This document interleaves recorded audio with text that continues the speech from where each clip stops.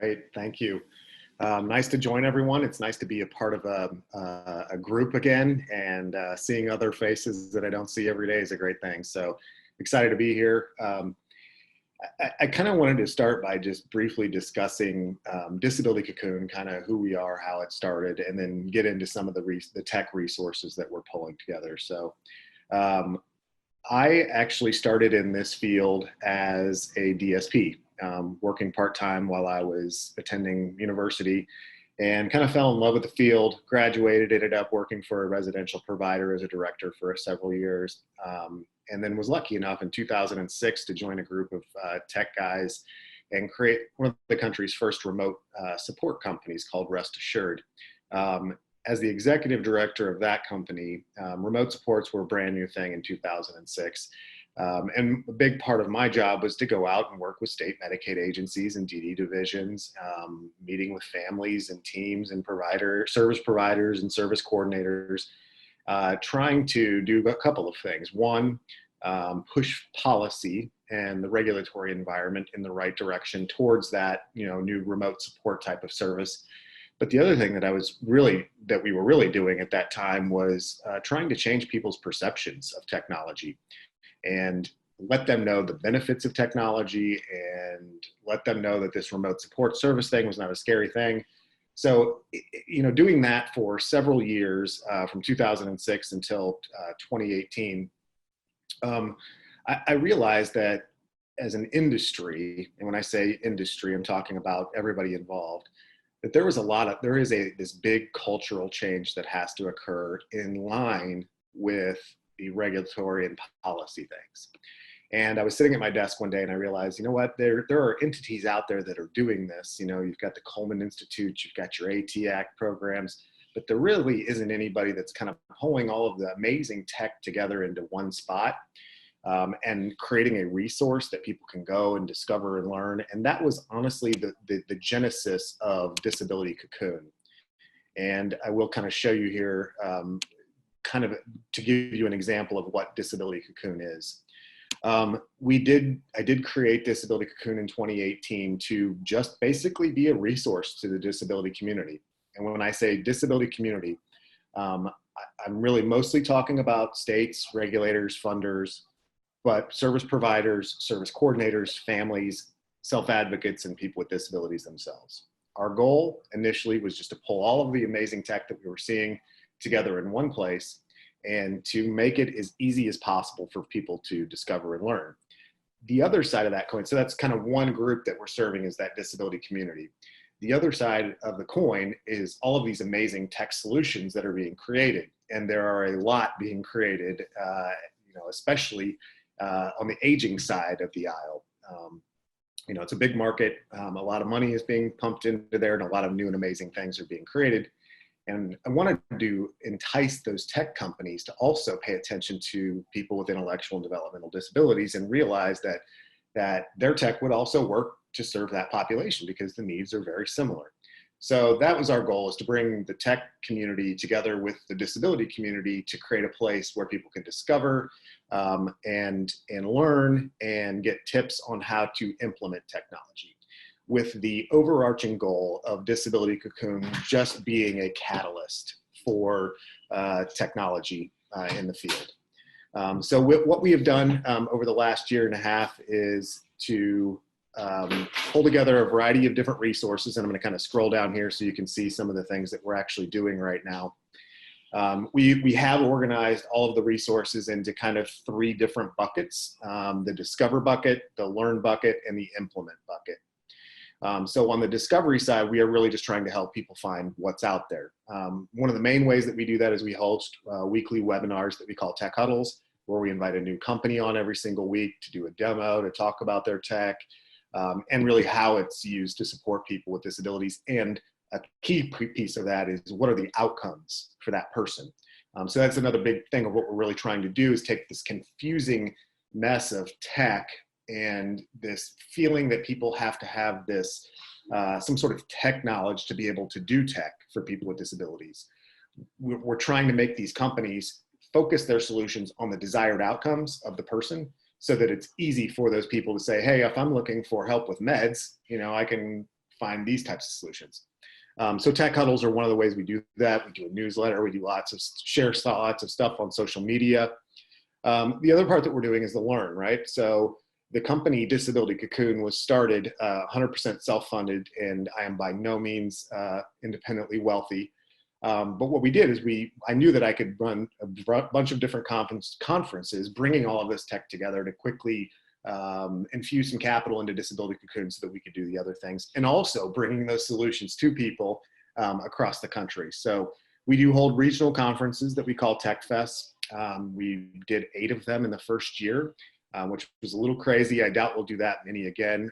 Actually did one up there in Wisconsin with the Self-Determination Board when they did their conference back in October. So we have been there in Wisconsin. We do a bunch of online workshops where the tech huddles are really just quick snapshots of things and ideas around tech. The workshops are where we really dive deep into specific aspects of technology. So maybe a workshop around all of the apps that are available. We've done workshops around remote supports. We also want to do workshops around specific areas of a person's life. So looking at like elopement and really diving deep into elopement and wandering and those kinds of issues in a person's life to give people the nuts and the bolts of what they need. Other thing that we do is we do archive all of that stuff that we're doing and put it into a kind of a members area. And we invite lots of tech companies to write articles and those kinds of things in our blog.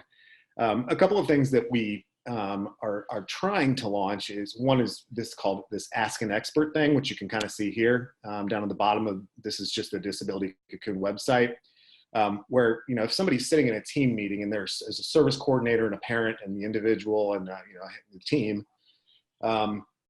and they're hey, we really need to help Bob with his medications, and I've heard about these automated medication dispenser things. Well, they can come in here and just quickly type in a question. Hey, I'm looking for a solution for meds. Here's our situation. And then a pool of experts can respond to that in real time so that people can get the answers that they need quickly. So that's kind of our Ask an Expert concept. It really needs some more building out, but it's coming soon. We do some consulting. We are helping several states with their technology first initiatives. So it's a kind of a new thing across the country. Several states, Ohio, Maryland, the District of Columbia, Tennessee, Minnesota, they have either formal legislation or an executive order from the governor creating a technology first mindset in their disability system. And basically what that means is that the system should look at technology as the first option of support before looking at other more, and maybe this isn't the right way to say this, more invasive forms of service, direct care. So it is putting the emphasis that we need to evaluate the use of technology first before we look at other resources. So we're kind of doing some consulting and helping them with policies and funding and structure and communication, which is a big piece of this, right? I mean, that's kind of what Disability Cocoon is trying to do, is just to be, that catalyst, a voice, and to push success stories out and to share best practices. And that is a lot of what is occurring with some of these tech first movements in the States.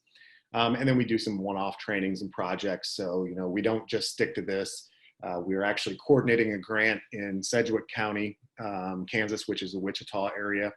We're doing a year-long enabling technology project where we are pulling the tech vendor community together to bring their solutions to the Sedgwick County area, giving providers the upfront trainings and knowledge and know-how to fund, to implement it in a regulatory environment, and to give them the tech solutions that they need to address the needs of the people that they're serving, with 2 goals. One, to increase the independence of the people that they're serving, first and foremost. The second is to help the provider community address the workforce shortages. Another thing that we are getting ready to launch here very quickly is what we call SHIFT, which is an enabling technology accreditation, certification, and credentialing program for DSPs, professionals, and as well as service provider organizations. This will be launching mid-May, where we are really trying to give these people the knowledge, the base knowledge that they need, validated through testing and projects that they're going to be working on, and to give them the base knowledge that they need to do tech, to do it the right way, and to take that leap. We want to, I think Alice or Catherine recommended, creating tech teams. And that is essentially what we're trying to do, is we're giving organizations and people the knowledge that they need to be the local tech experts so that they can then facilitate implementation of technology in their areas. So that's, I want to make sure that we do leave enough time for Q&A, but that's kind of an overview of Disability Cocoon. One of the things that I want to actually, last thing I'm going to throw out there, and then I'll turn it back over to you for Q&A, is that Disability Cocoon, we have organized somewhere between 30 and 85, and that's a big range, I know. We have 30 confirmed, up to 85 tech companies that are coming together in an informal coalition to pool resources, pool solution, pool tech, to create very quick and easy tech deployment tools in a wrapped up package that we are going to go take out to every single state's DD division, their AT Act programs, and actually working with the AT Act programs and just starting those conversations now. But to give people tools right now that they can implement quickly, like the Alexa and off the shelf stuff, but also some of the tech that is being developed specifically for people with disabilities, pulling all that together and making it super easy for states to disseminate that knowledge, for people to go find the tech that they really need to address the challenges they have right now with the situation that we're all in with the C virus, right? So that is the tech community is coming together with in one place to provide solutions to people with disabilities. We know everybody's struggling. My wife is a director for a residential provider, and we know that everybody's struggling right now, and the tech community just wants to help. So we're excited about that. Should be launched here in the next couple of weeks. So.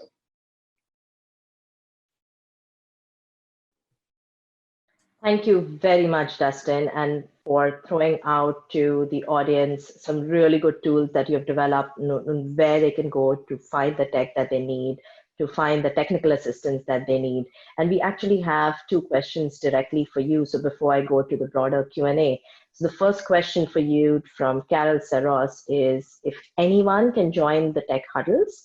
And the second one from Esther Anderson is what would Shift all provide to an agency with helping to develop a tech team? So if you could address those in a couple of minutes, and then I'll invite Alice, Catherine back on, and we can have some closing remarks. Absolutely, yes. So the tech huddles and most of everything that Disability Cocoon, almost everything that Disability Cocoon does is free, and anyone can join that. So yes, those are just open to anyone, Tuesdays at 12 o'clock. You can find them on the website. This is the website for the Shift program. It's techfirstshift.org. And let me get real quick here, and I will just flash up the curriculum that we've put together. There are 5 key courses involved in this curriculum. The first being an introduction to enabling technology and best practices, roles and responsibilities of direct support, natural support, person-centered assessment, support planning. That's the DSP level. The professional level will then get into technology first transformation, sustainability, and innovation. And involved in that also are several projects where professionals have to go out and actually complete a tech plan for an individual. We validate that they have done that the appropriate way, that they have the skill set to continue to do that. And organizations that want to be accredited have to write and develop agency policy and procedure and communication channels within the organization to make sure that tech is always a topic in those companies. Thank you very much, Dustin. A virtual applause to all of you for your excellent presentations and for the very practical tools and tips that you've shared with our audience. We have just a little over 5 minutes, so what I'd like to pick on one thing that Catherine mentioned, and I think it sort of permeates through the rest of your presentations as well. And Catherine, you said the system wasn't worked, or the system is still trying to figure things out. and that you were disappointed with some of the gaps that you were noticing. Alice, I know in your own personal story, you spoke about how you had to go around finding the solutions and the financing for the solutions as well. And so I was wondering if, as closing remarks, I could turn to each of you, and if you could share with us and the audience maybe just one or two main things you think that we need to do to improve the system going forward. And I wanted to thank everybody for bringing COVID-19 in and talking about some of the practical things we could do right now. So Alice, starting with you, your closing thoughts. I guess in terms of improving the systems, I think we really need to look at the potential that individuals with differing abilities have. I think we're still in a system where we look at it's deficit based. We look at trying to fix rather than what we can do to support independence. Again, living in a small community, the very goal that I think a lot of families are still told is, let's look at a group home. So I think people like our family, who is pioneers in technology, really needs to continue to tell our stories and give people ideas for the potential with technology, and just model that it can be done, it can be accomplished. And I do worry about funding after COVID. I don't know where we're going to go with funding and supports for individuals with different abilities, and certainly technology can support independence in ways that we never imagined. And I think we need to champion that as much as possible. I think we have to really rethink our whole entire model of support. It's no small thing, but I think the current model that we've been doing for the last 20 years is probably not sustainable. I think we really need to start looking at how we support family units, and how we create family plans around that. And we've been talking about this employment. It's like families need to be a part of the employment process. I think and this may change because people are going to be out of work. So my thinking may have changed on this as well, because we may be able to attract the best and the brightest, but I think our new hires have to have technology proficiency. And I think we have to do some significant investment in training of direct service professionals and case managers and people in the field. And I think that really needs to be a significant investment, but I think it can be, doesn't it mean costly? I think partnering up with the libraries, the community colleges, and doing some resource mapping within our community on who are the tech experts, who are the people that can help us. I think Dustin's efforts are absolutely wonderful. I just love the Ask an Expert thing, because I think we have to help people get real information in real time. And so I think bringing stakeholders together to come up with a solid plan, similar to the Employment First processes, I think the technology first efforts have to be primary, and I think it has to be a priority. And kind of just right on the back of that technology first comment is, yes, absolutely agree with that. Along with that push from the state level, the regulator level, the funder level, we have to have open and flexible service definitions. And I think that we're going to see that, and we are seeing that right now with some of the Appendix K amendments that states are doing to their waiver programs right now to help give providers and people with disabilities the flexibility to fund and use tech now. I think we will see, once we get through this, some kind of reining back in. But the silver lining in all of this COVID stuff is that I think it's going to push tech to the forefront, and tech will become ingrained as how we do business long term.